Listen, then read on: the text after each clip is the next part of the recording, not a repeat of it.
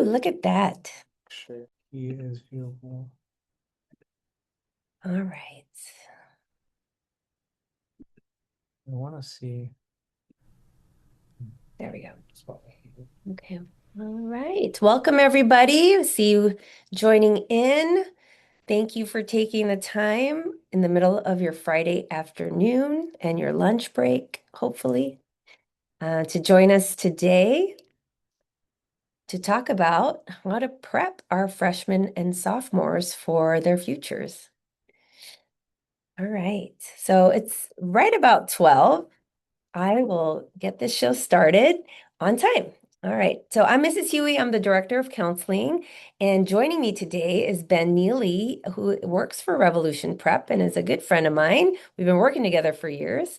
And welcome to the Freshman and Sophomore Parent Webinar, Building a Strong Foundation for Our Students. And if you were with us yesterday, if you have a junior, welcome back. So we're going to go ahead and start in prayer. So, in the name of the Father, and the Son, and the Holy Spirit, amen. Lord God, bless our children today, guide their hearts, shape their character, and help them grow in wisdom and kindness. Watch over their education, their goals, and the future you have prepared for them. Grant them success rooted in faith and love. Amen. In the name of the Father, and the Son, and the Holy Spirit. Amen.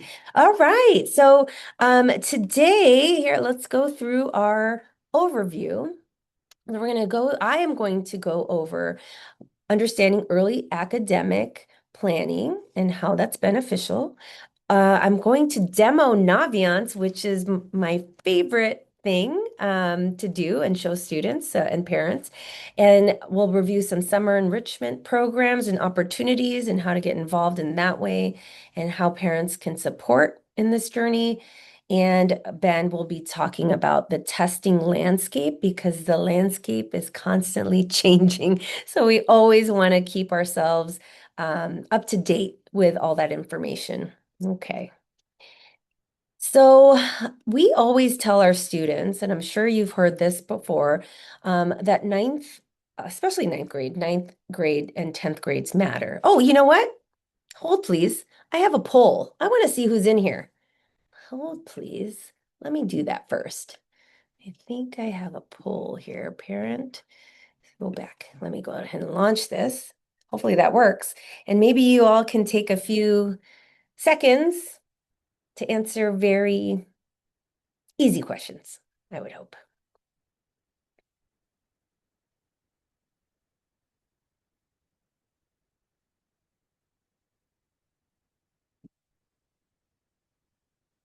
Okay. Coming in hot. All right.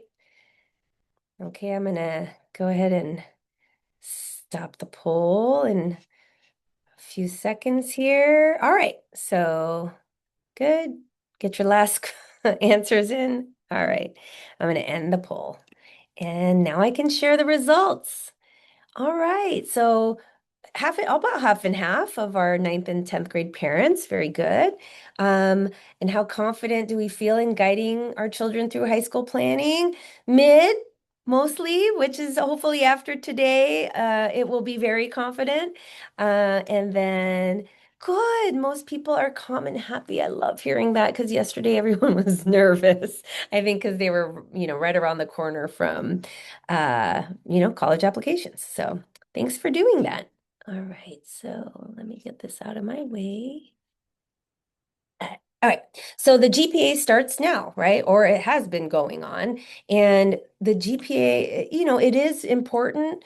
It's one of the most important factors is also the classes, the rigor of classes, but just keeping in mind that, they have 7 semesters of grades before they apply to college, to most colleges. Some you can do 8 semesters that first semester of senior year, but we're really encouraging our students to consider that early application process. So, remind your students and not try to stress them out, but there are 7 semesters. It does seem long for some freshmen, but we only have 7 semesters for those grades.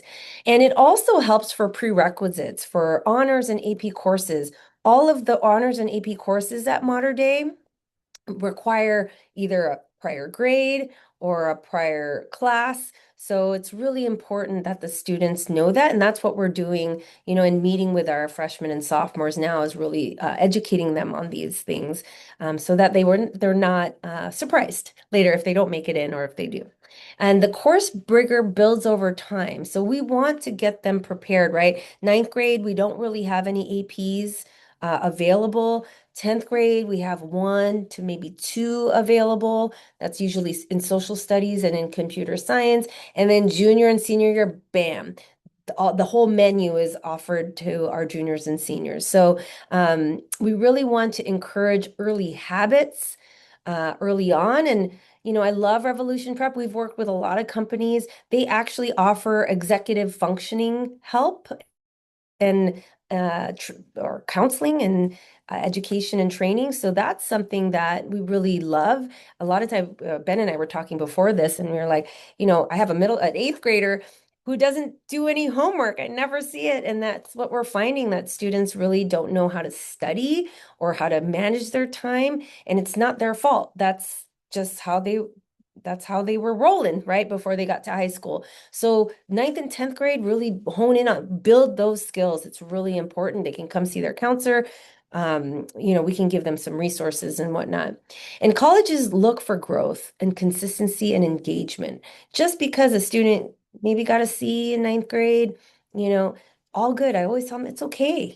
If you build and improve and have that growth mindset, there's going to be a lot of options available. I had a student that was like got B's and maybe a couple of C's in ninth and 10th grade and really revved it up. And now this is a long time ago, but ended up getting into USC. She got straight A's and was in harder classes towards junior and senior year. And just keeping in mind, we do have academic awards that you should be aware of. We have National Honor Society, the CSF, California Scholarship Federation they have applications. So just be on the lookout. You guys get emails about that. And if students have a 3.5 or above, they're in first honor roll, or 4.0 and above is principal's honor roll. And every year we do academic excellence awards. And I actually got asked this by a freshman just right before this meeting. How do I get one of those white stoles? And I said, you got to have 7 semesters worth. I'm sorry. Yes, 7 semesters worth of 4.0 or and above. So, that's something to strive for if that's what they want. All right. So next one. So we are meeting with our students. All of our counselors have sent out notifications to our ninth and 10th graders. We're getting ready to send them out to our juniors.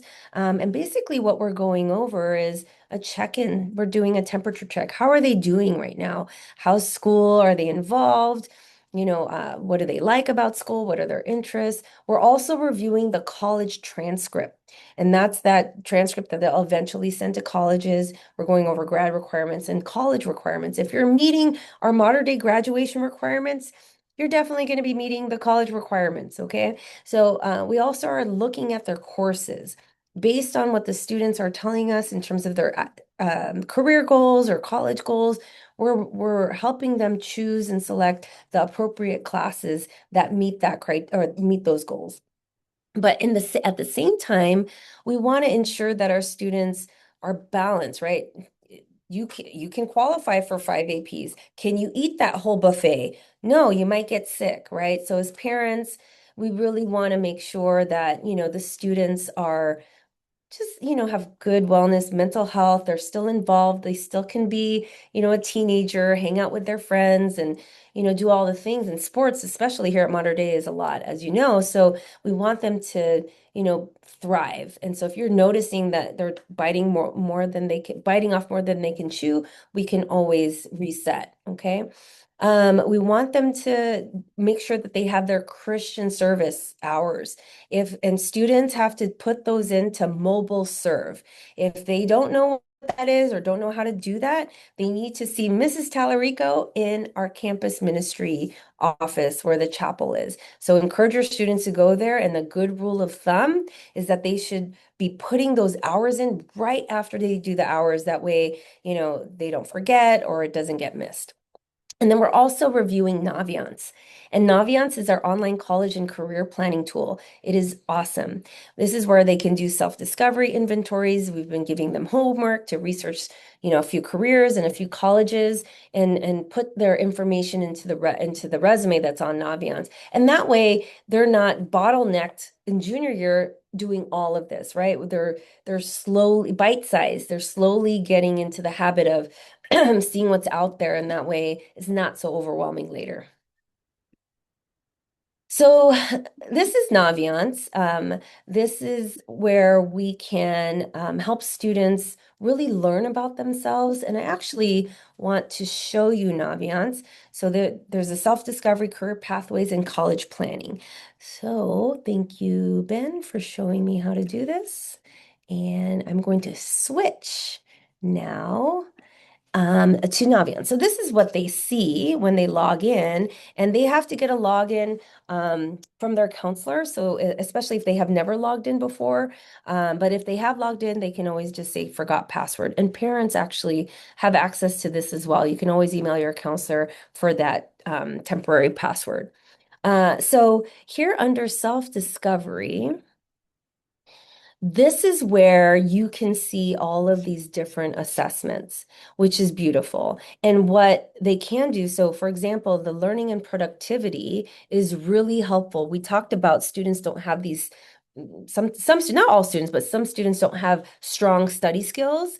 Now, I would encourage all of them to do this Achieve Works and Learning and Productivity because what it's going to do is it's going to have a whole report on what their preferences are, and it'll give them strategies to enhance that preference, right? So it's really helpful to look at that. And I always encourage students to say, okay, pick three that you want to try to really elevate your study habits. And then we're asking our students to do the personality inventory and the career interest profiler. But if they want to do them all, that's great. Because really what it is, it's helping them really validate who they are and what they're good at, and it will tie them or show them the career pathways that make the most sense for them. That way, it's not just like, oh, like Olivia Di Mayuga in, fifth grade said, I want to be a doctor, and then got into bio at UCI and was like, I don't want to be a doctor. It's too hard, right? So this is helpful before we, get into college. And then with the careers tab, and this is fascinating. This is all coming from the US Bureau of Labor and Statistics, so it's all up-to-date information. So if students know what they want to do, they can go in here and type in a career name. Or if they're not really sure, but they're like, I love, STEM. We're like, okay, let's click on the STEM. And maybe they want to do engineering and technology. Well, this will give them a whole report on what that field looks like, what the job growth looks like, the median national salary, the median salary in California, general information about that field or job, what you would do every day, the skills necessary, the employment rate, the states with the highest demand for these careers, the type of education you would need, related majors, interviews of people that are in the field, plan a study, types of classes they should take.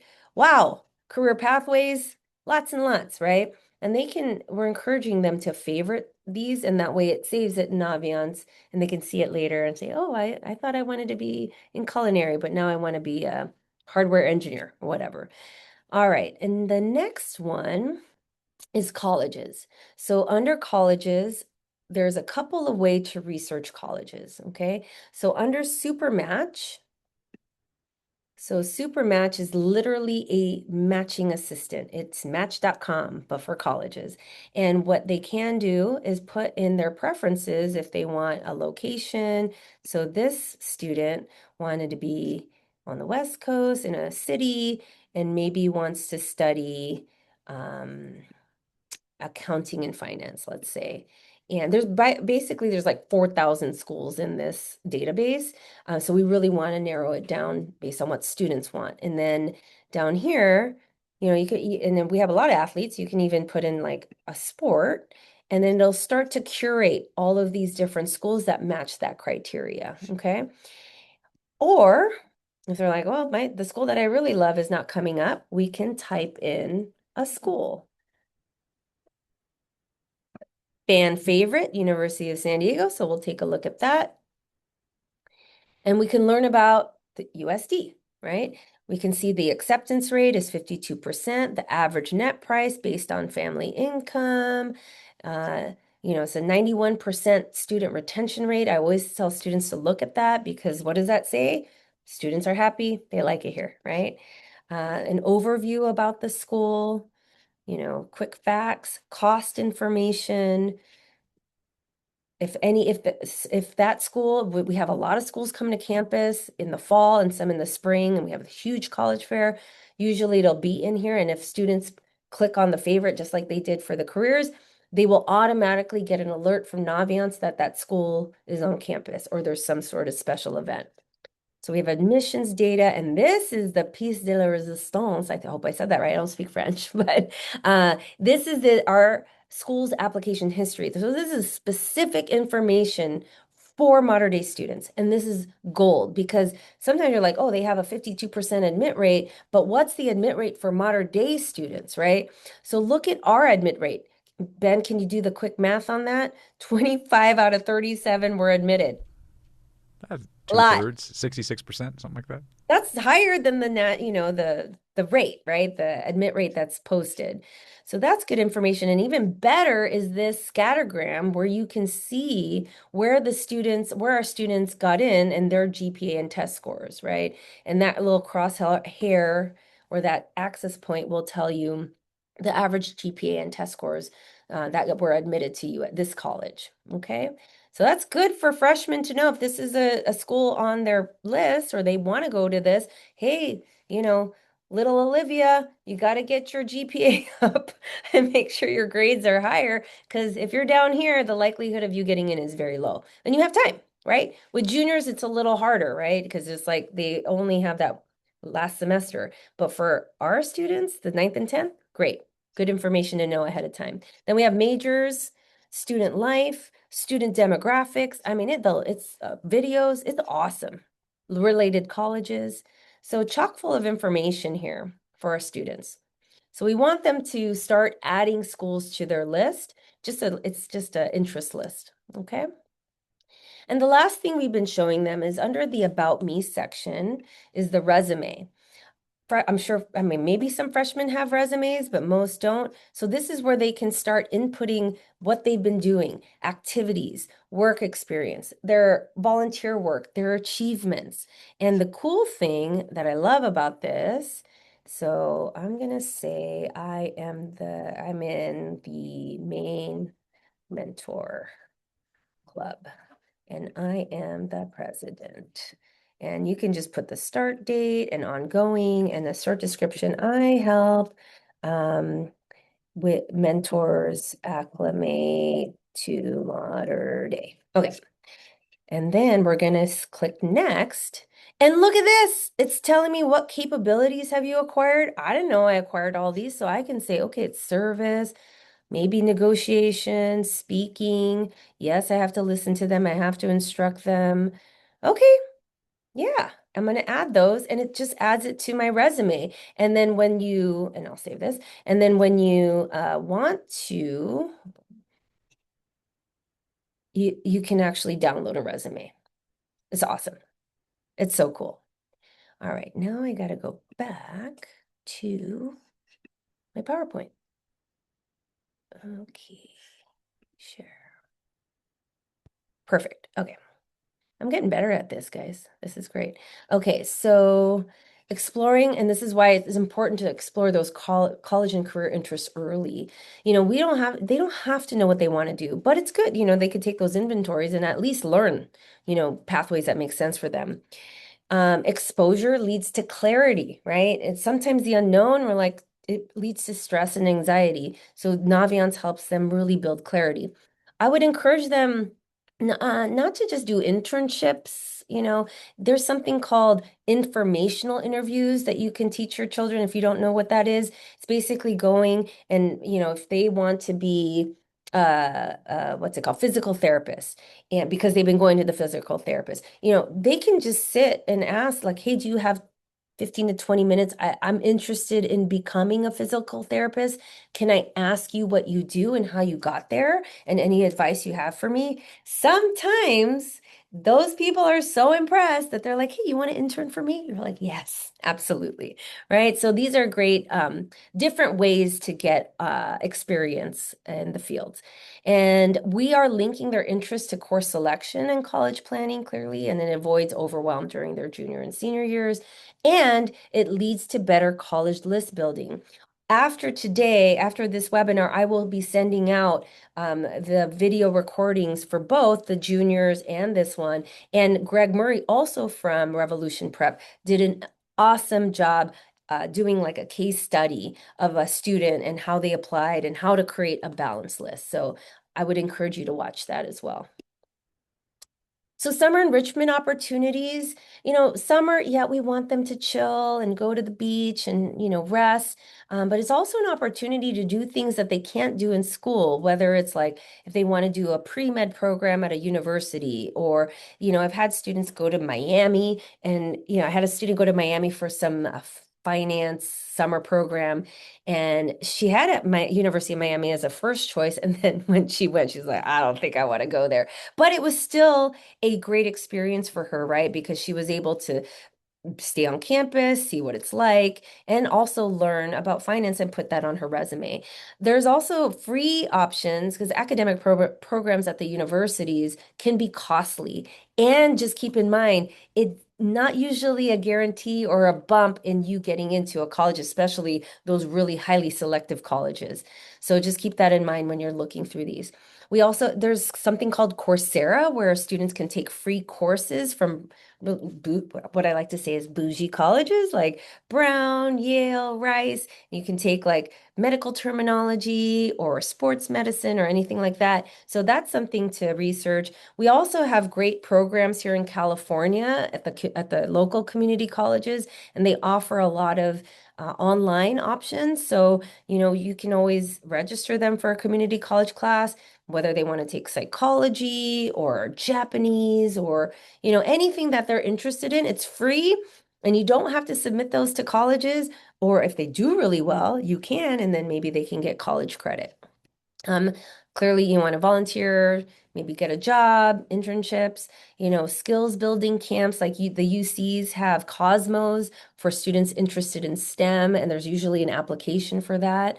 And you know, the family planning tip is make sure there's more quality than quantity, right? We're so inundated with so many things. Even here at Modern Day, it's a lot, right? So really help them hone in on like, you don't have to do a lot, right? Just do a few things really well. And that leads me to, um, building a competitive and healthy profile for college admissions, right? So depth over load. I've been wanting to say overload. Overload. Do not overload them. Consistency in 2 to 3 key activities, which can lead to leadership growth over time. Because if they've been volunteering for a few years and there's new volunteers, usually they'll ask the older volunteers to train, right? The newer volunteers. So they can be like lead volunteer on their resume. And authentic involvement. I often get asked, like, what should they be doing? Well, it's like, well, what do you want to do? What are you interested in? Do that. Like, don't worry about it's not what it is. It's more of like why they're doing it. If they really feel passionate about it, let them do it because that's where they're going to, I mean, students to find teenagers that find a passion that's like either academic or an activity, that's great. Right? Instead of just being on TikTok and watching TV, that's awesome for them. Okay. And then the $1 million question, or I should say the $1,000 question, because if I had a dollar for every time I got asked this question, I said I wouldn't be rich, but I would probably have a really nice vacation. Is it better to get an A in a college prep course or a B in an honors or AP course? Um, and it depends. Oftentimes, when you ask a question about college admissions, we're always going to say it depends. Depends on what schools you're looking at. You're looking at the top most competitive schools. Guess what? You're going to need an A in all the AP classes you're taking, right? But if they want to challenge themselves, that colleges want to see, Not all. There's a college for everybody. If a student wants to do the college prep courses and get good grades and have balance and do sports and sleep 8 to 9 hours, there's colleges for those students, right? But the students that really want to challenge themselves, that's better for them, right? Because they're going to be taking college level courses. So I would encourage them to, if they want to challenge themselves, to encourage that even if they get a B. So how can parents support? So encourage that time management and organization, not just for college planning, but even academics. Just, you can show them some ideas or encourage them to figure it out on their own or see their counselor, right? Or do that learning and that learning and productivity inventory. We want you to maybe monitor grades. You have access to Aries without micromanaging, right? Because they really need to be independent and learn how to manage that for themselves and talk to their teachers, promote balance and wellness, and then allow the failures now. This is a great learning lab, right? This is a growth mindset. If they get a C, okay, what did you learn from that? That's great. Now you can do it as opposed to failing out in college because they didn't learn how to fail the right way. And it's really, I don't think of it as failures, it's growth opportunities, right? Because failure has a negative connotation. So keep communication open with counselors and with teachers as well. Focus on fit over prestige. So we talked a lot about what fit looks like in yesterday's webinar. So you can definitely look at that and encourage them to keep an open mind. There's, like I said, 4,000 colleges out there. When I hear students say, I'm not going to get into college because I didn't take any honors or AP, false. Yes, you can. Because there's a lot of, there's a college and a fit for everybody. And it doesn't have to be college. There's also trade schools, post-secondary, right? Set up college visits.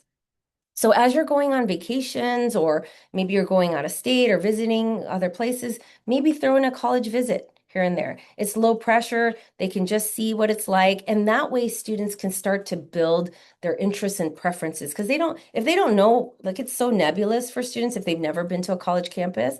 So, just bite-sized college visits for fun. And that way, when it comes to junior year and creating a list, it's not like you're trying to visit all these schools at once. Okay.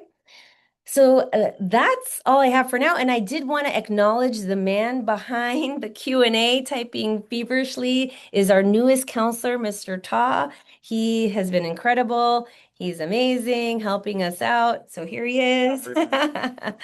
All right. And at this point, thank you so much for listening. I'm going to shoot it over. I'm going to hop it on over to Mr. Neely, Ben Neely. I was trying to do an Olympic analogy, but that didn't work very well. Here, you can curl for me. How's that?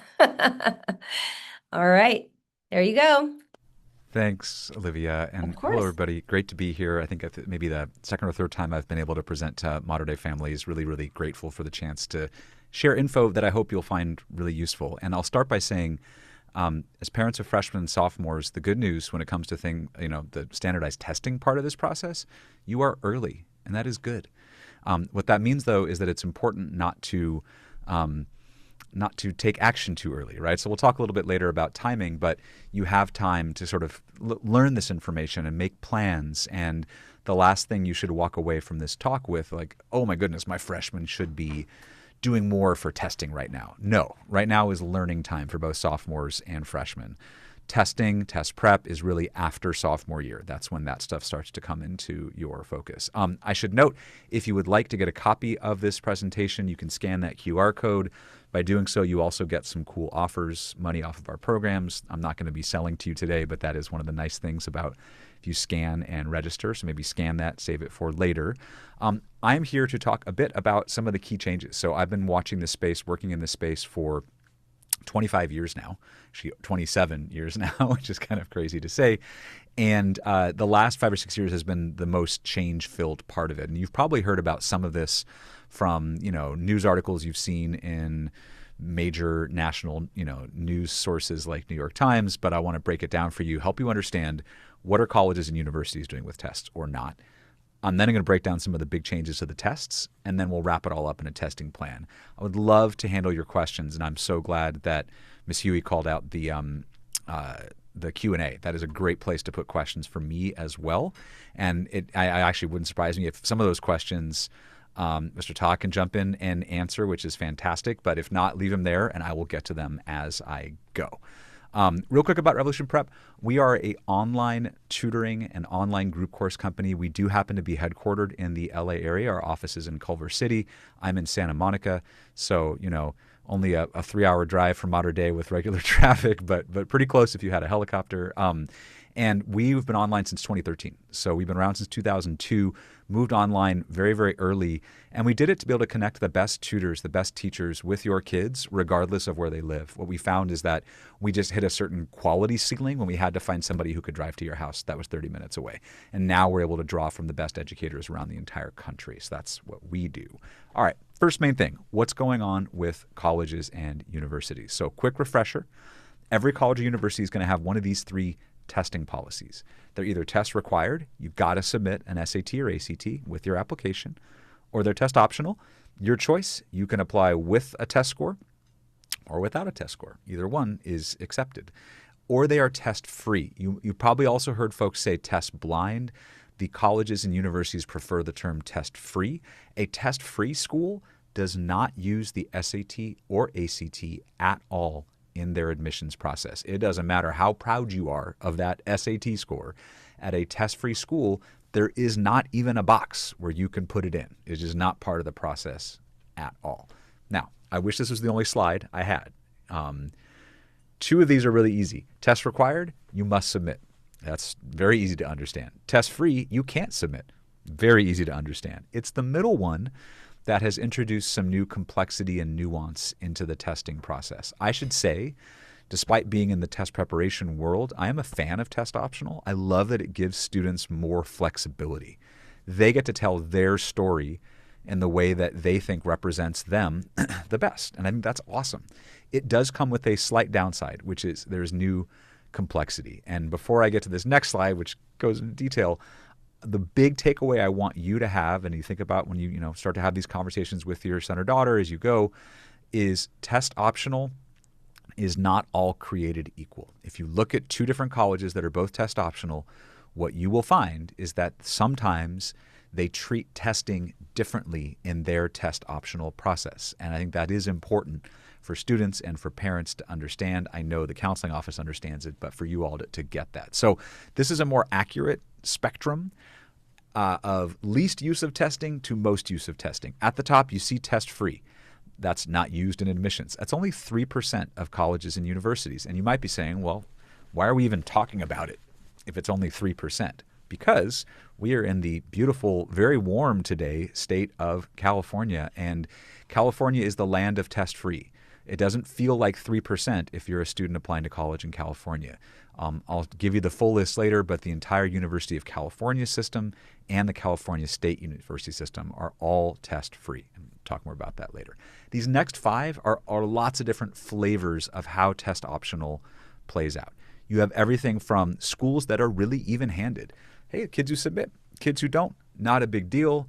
I'm not going to put my thumb on the scale as an admissions counselor for one or the other. I'm pretty even with it. This is really common. A lot of test optional schools are like this. However, when you start getting to the lower admit rate, we'll call these more selective colleges and universities that are test optional. Very few of them act this way. Much more of them are the next one down, which is they are not required, but it is recommended. That's what test optional means at lower admit rate schools that are test optional for the most part. Now, there are some exceptions. In that true optional world, amongst the lower admit rate schools, you do have University of Chicago, University of Washington, Seattle, USC, very notable local school, Tufts, Colorado College. I would say these are all schools that I would categorize as truly optional, where it's not zero impact, but it's pretty mild impact. Whether you've got one or not, they're not going to read anything into it, no big deal. Almost everybody else who is more selective, so under a 20 or 30% admit rate that is test optional, you should view it as recommended. What that means is, yes, they will admit a good amount of students without test scores, but for a kind of down the middle, strong student who comes from a resourced background, went to a good, strong academic high school, and you're applying to this more selective test optional school, you should view it as I'm really trying to get to a strong score for that school and submit it. That is what's recommended to optimize my admissibility. At the end of the day, if I don't quite get there, I still have the flexibility to apply to that selective test optional school and not include a score, but I should be trying to get there. Anyway, lots of other versions. For time's sake, I'm not going to go into all of it, but I will call out on the right, 83%. That is the current share of American undergraduate institutions that are test optional. The vast majority are test optional. Very different for us parents who maybe applied to college in the 90s or the 80s or the early aughts, when it was kind of the opposite of that. It was like 83% of colleges were test required a generation ago, 90% in the 90s. And at the very bottom, you'll see that number now is only 14%. Now, when COVID hit, the big change is amongst, again, these selective institutions. So I'm going to use the U.S. News rankings just as shorthand. Let me go ahead. I always think it's nice because I'm not a college counselor. When I come on these talks, I feel liberated to speak my mind freely, and for better or for worse. And I will just tell you that the U.S. News rankings are not a healthy part of any college admissions journey, unfortunately. I think they just cause way more harm than they do good. But they're a really good shorthand for the school. These 75 schools, they're top 50 national, top 25 liberal arts. These are schools you've all heard of, and they all have low admit rates. That's kind of how it works when you're at the top of this list. Amongst these schools, almost none of them were test optional before COVID. COVID really flipped the switch on these schools. So prior to that, there were a lot of other schools with higher admit rates that were test optional, but amongst these most selectives, almost none were, and now 3/4 of them are. You may have heard about a bunch of them that like tried out test optional and then they went back to test required. And there is indeed a decent list of these schools. So out of those 75, you're going to see some of these schools that are very familiar that are requiring test scores either as of last year or this coming fall. There's going to be another wave that kicks in. Right now, I also know that in fall 27, Princeton will also join this list. And if you want a list of what are these more selective schools that require test scores, you can scan this QR code. It goes to College Board. They make the SAT. Of course, they're incentivized to track who requires the SAT or ACT. That being said, there's still a whole bunch of low admit rate schools, highly selective, that you've heard of. Duke, Columbia, Northwestern, Vanderbilt, Wake Forest, Wash U, who are test optional and I think are going to stay that way. So I'm often asked, with all these Ivy League schools going back to test required, they tried out test optional, doesn't this mean we're going to see everybody else follow? And the answer seems to be no. It seems to be we're going to kind of just stick where we are for now. Test-free, as I mentioned, is predominantly a California thing. My alma mater, University of California, it's where my oldest son is going to school as well at the University of California. They have been test-free since 2020, as have the California State University campuses. And in the entire country, something like 80% of the test-free schools are in California. So we are special in that regard. And it's nice from one standpoint because it means that your kid, if they're looking at UCs and Cal States and given where you live and where you go to school, I can almost guarantee every single one of your kids is going to have at least one CSU or one UC on their college list. Guaranteed. It's nice because it means for those schools, you don't have to worry about test scores. Now, the one thing to watch for, because I experienced this with my son, as soon as he committed to go to a UC, he gets a message right away which says, hey, now that we've admitted you and you're going to come to school here, please send us your SAT or ACT scores. Why? Not so we can, reconsider the admissions decision, but there is a freshman composition requirement, writing verbal requirement, basically. And we want to see if we can exempt you from it. And based on your verbal score on the SAT or reading score on the ACT, we can skip you out of that requirement. So keep in mind, even if your whole list was UCs and Cal States, you should still be taking the SAT and ACT. To satisfy these requirements at least once. You should go ahead and do that. Also, really rare that someone's entire list is just UCs and Cal States, in my experience. But as you can see from this list, outside of California, very little. Reed and Lewis and Clark in Oregon. We've got Hampshire College, which I think is actually in Wisconsin, maybe, I forget, or Indiana. Anyway, not much outside of California that is test-free. Now, why have these schools, I told you a lot of these schools tried out test optional, and they went back to test required, these highly selectives. Grades and the dynamic around grades have really changed over the years. And so what I'm showing you here is from a survey that's been given for 60 years, and they ask a bunch of questions. It's out of the Higher Education Research Institute at UCLA. And what they do is they survey first-year university freshmen. So they wait till they've gotten in and they're going to university, and then they say, hey, answer a bunch of questions. One of them is, what was your high school GPA? And what we're tracking higher. And this is where you sort of see why testing might be making a little bit of a comeback amongst selective schools. Because a generation ago, in the middle here, when I graduated high school in 97, so I'm applying in 96, about 4 out of 10 university-bound kids, this is not all high schoolers, about 4 out of 10 had a 3.7 or higher unweighted GPA. Now that number is about 84%. More than 8 in 10 have a 3.7 unweighted. And so, to be clear, performance on that transcript, your grades, the rigor of those courses are still the most important factors for admission. But in this teeny corner of college admissions, if you're a really highly selective school that has way too many applicants and way very few spaces, your applicant pool and the grades in them are not as differentiated as they used to be. To put it in a very oversimplified way, in 1995, even if you were an Ivy League institution, you could distinguish between, oh, look, some of these kids have 3.7s, 3.8s, 3.9s. That could be interesting.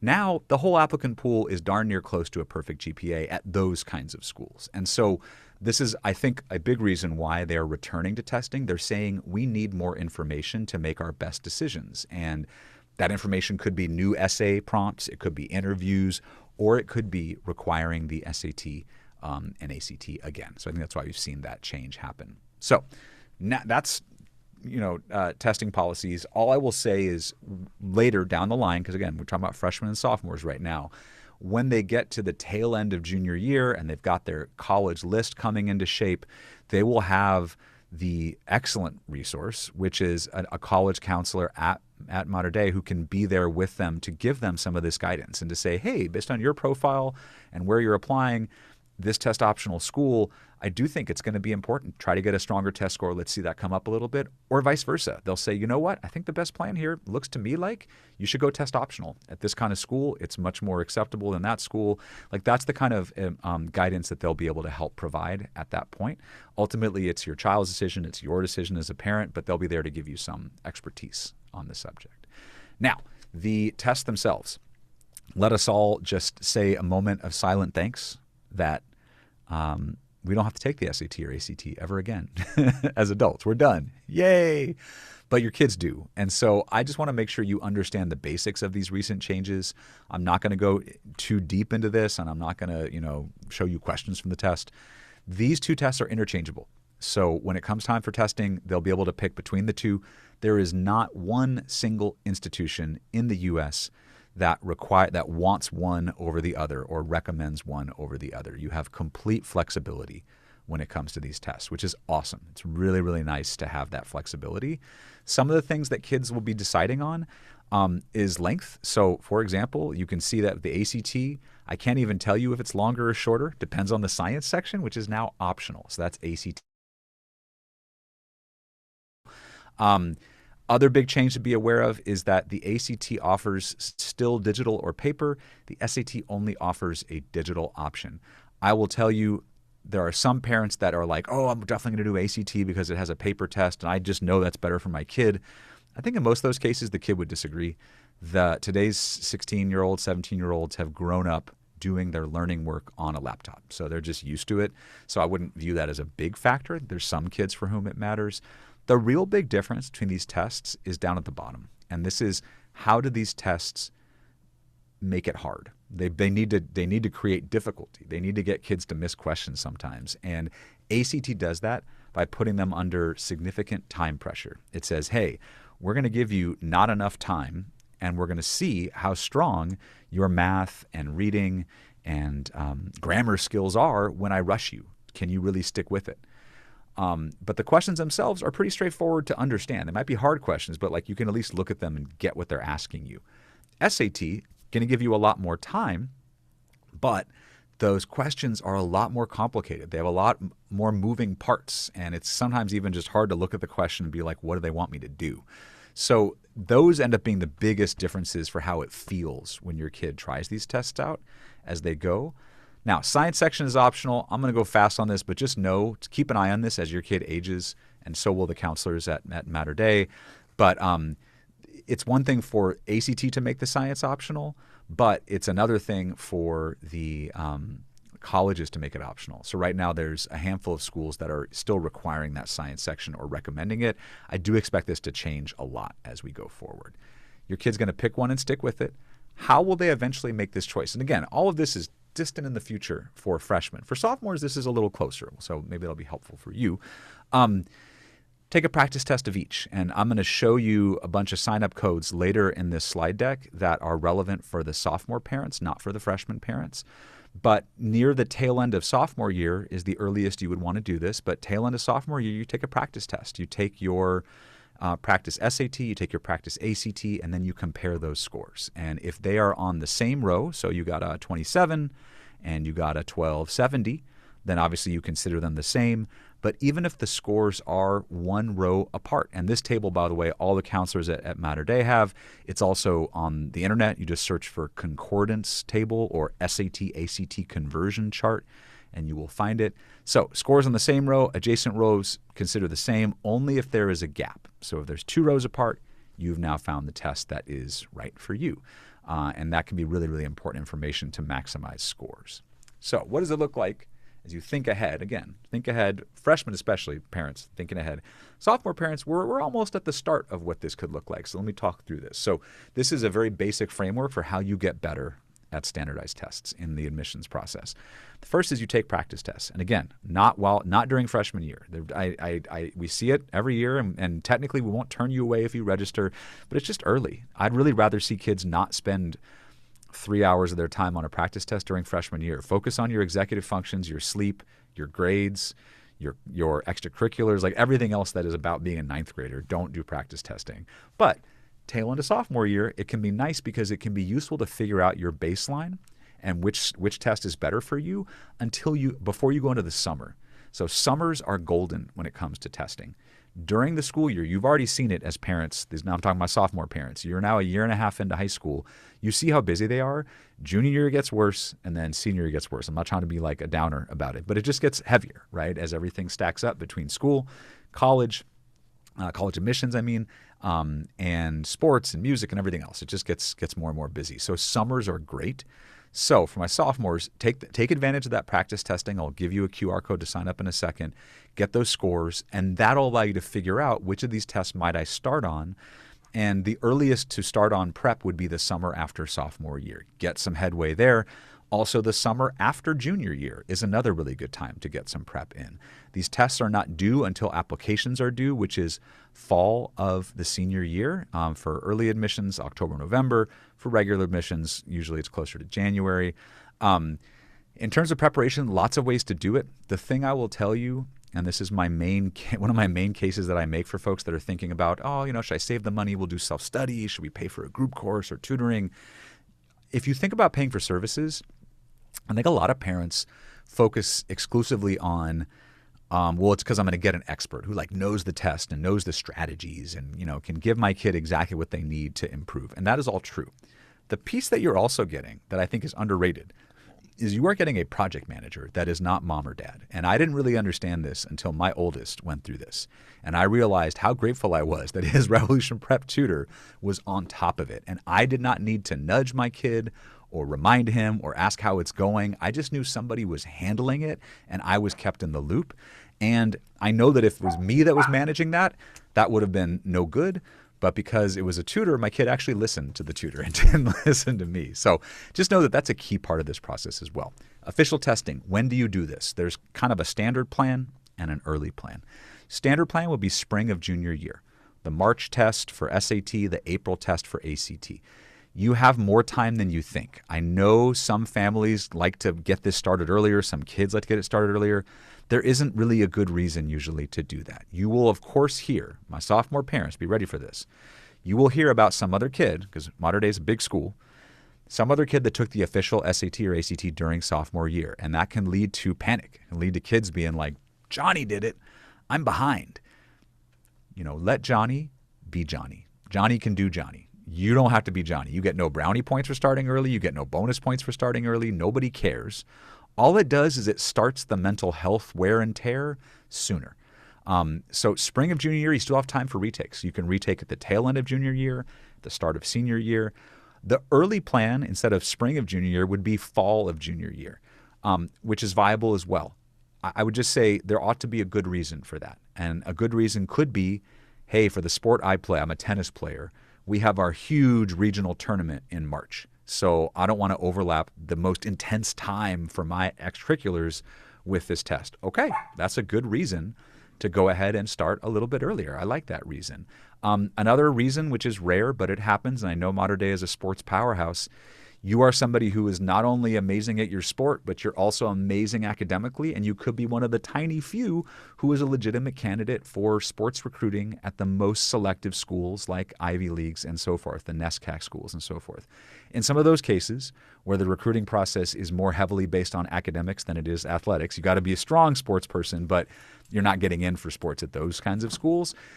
There are cases where the coaches do want to see an official test score at the start of junior year. So then that would be the extra early timeline. You'd want to see about having an official score in hand by August or September so there can be a pre-read. But to be clear, that is a teeny tiny corner of the athletics recruiting world that may or may not apply. In fact, doesn't apply to the vast majority of kids. So everybody else, you start earliest would be a test in October, November, December of junior year. Regular would be March, April. You got time for retakes, and then you submit. When the time comes, I don't want to go through all of this. These are like the sample test dates for SAT. You can see they offer 8 a year. ACT is actually 7, but I wrapped around here. The big thing about preparation is starting earlier than you think. And I know that sounds like a contradiction because I just said don't start this too early. Don't start the official testing process too early. But whenever you line up a sensible starting point, I want you to back up 3 to 6 months before that and think about prep. And that can be hard because teenagers aren't good at planning out for 3 to 6 months. This is where maybe mom and dad can help with some of that planning, support, and guidance. Because what teenagers tend to want to do, they're busy. Test prep is not fun. Nobody wants to do test prep. They will wait until, oh, shucks, I have this test in 3 weeks. I better lock in, bro. I better on 6 hours a night and I'm studying and now I'm not sleeping as well. My brain is not retaining this information. Whereas if I started 4 months out or 5 months out, 24 weeks, 36 weeks, I'm doing an hour or two a week. And at that point, it's more manageable. My brain actually learns better that way. So just plan on starting a little bit earlier than you think. I'm going to take your questions over Q&A or that if you've got them, please punch them in. I did promise you we have some upcoming practice tests. One of them is tomorrow. So I've got that one on tap. And again, really, I'm talking now to my sophomore parents. But if your kid is free tomorrow from 9 to noon, they can take a practice ACT. By the way, doing this with us, not only is it free, you get a really detailed score report that I promise you is better than the official score report on ACT's website or College Board's website. It's true. If you look at their score reports, they're not very useful for preparation, and ours are. You also get access to my colleague Joe, who is the only person who works with any Mater Dei families. He knows all about not only these tests, but he understands your school and your context. And Joe is there to break down that score report, give you advice. And yes, if you are interested in our services, he can tell you more about pricing and how they work. But he's a really, really good information and guidance resource on standardized testing. And I guess it's the same QR code, but we also have, so if you're not quite ready to have your kid test tomorrow, which I know is short notice, we've got SAT and ACT again happening in March 21st for SAT, March 28th for ACT. This is online, so your kid, I believe it's online, I think. Yeah, online. Will be at home. They'll join. There'll be a live proctor from Revolution Prep who will simulate all of the timing and have them take it in one key go. So again, for my sophomore families, I'd strongly recommend one of these. If you can't make any of these times work, just take note of Joe's contact info, shoot him an email, text, call him, and he will set you up with your own free practice testing, which is proctored in one of our national proctoring days. But these days are dedicated for Mater Dei if you can make them work. Okay. I think that is all I have. I would love to take any questions. I don't see any in the Q&A yet, but I'm ready to jump on them as soon as they come in. There's one question here. JB, what's your take on the enrollment cliff that I keep hearing about with my class of 2029 student? Will that help or hurt him when applying for colleges then? And what impact does that have, if any, on how Mater Dei is preparing students from this class? Thanks. I can speak to part of this because The some of this I know enrollment cliff. about. Yeah. I think what I would say, this is based on my understanding, talking to higher ed admissions leaders and who know about this enrollment cliff. Enrollment cliff is real. It's basically you can track based on birth rates, based on how it's going with K-12 education. You can track a prediction for what portion of how many students per year are going to be applying to go to undergrad in the U.S. And yes, it looks like it was increasing for many years. Starting a few years ago, it sort of flattened, and it looks like it's going to start to go down. A couple things. One, they say enrollment cliff. That's a little dramatic. When I think enrollment cliff, I'm like, oh my gosh, it's going to drop like 40%. What they're really saying is it's going to start to see like 2 to 5% decreases per year. So small decreases. What I will tell you is that, and again, I hate to even use the phrase top because that's a very bad phrase in college admissions journeys. But if you think about the top 200 colleges and universities, which for better or for worse are the ones that we've all heard of and that kids tend to throw onto their college list, there's going to be, I think, basically zero impact of this enrollment cliff on those colleges. If anything, it's going to be the folks that are regional colleges who have always maybe had a little bit more challenges getting more applicants to their schools. These are great schools, great colleges and universities. But like I'm thinking about Biola in Orange County and schools like Soka, where like they may be more impacted by the overall decline in students applying to college. In terms of, what I think it means for students or parents or nothing. I would just ignore it. You'll hear about it in articles, but unless you work in admissions or enrollment management at a regional college, I would not worry about it. That's my take anyway. I don't know if you agree, Olivia. So I was just waiting. My student was here. Yeah, I think, in terms of preparing the students for an enrollment cliff, there's nothing different to do for students. There's nothing different to do for students. It's more of just, the prep that we give them, the research, taking this, it's the same, taking the classes, getting good grades, getting involved, so there's nothing really different when it comes to an enrollment cliff, but really understanding, I told this to the junior parents yesterday. More is less. I mean, less is more, so to speak. So really decrease to increase your piece, right? So it's like, don't overdo it. They're gonna be fine. It's like we're gonna guide them through it. And I always say God has the best fit for them, right? He has a better plan than we have for us. And usually that takes off some of the anxiety of the unknown. But yeah, that's it. I have a question for you, Ben. yeah, Maybe so there's some talk about yield protection. Have you yeah, heard of this? I have. Okay. Is this can you Yeah, explain it? yeah, of course. So the concept of yield, first of all, is it's kind of I always explain it like prom, right? Like you want to ask someone to prom. Well, part of that process is you ask them, but then they have to say yes back to you, right? And so that's a lot of what yield is. It's kids apply to colleges. Colleges say yes to some of those kids. You are admitted. But then does that student say yes back to the college? I will go with you to the prom. I will go to your college, right? And so if you are a typical school, that yield can range dramatically. And obviously for the most selective, highest profile schools, let's talk about like a Harvard or a Yale, they're going to yield 80 to 85%. When they say yes to a kid, Harvard does, the vast majority say yes back. On the flip side, even big, awesome schools like my alma mater, the University of California, might have yield rates closer to 20 or 30%, where they're going to say yes to a bunch of kids, and only about a third of them or a quarter of them are going to say yes back. So that's yield. It's just a percentage. Yield protection would be if you work in those kinds of jobs in enrollment management and admissions, their scoreboard, right? So think about the athletics metaphor where you're pointing at that scoreboard. For folks working in that world, yield is one of their scoreboard metrics. So they like to be able to say, hey, our yield rate is going up. It's a measure of how desirable they are.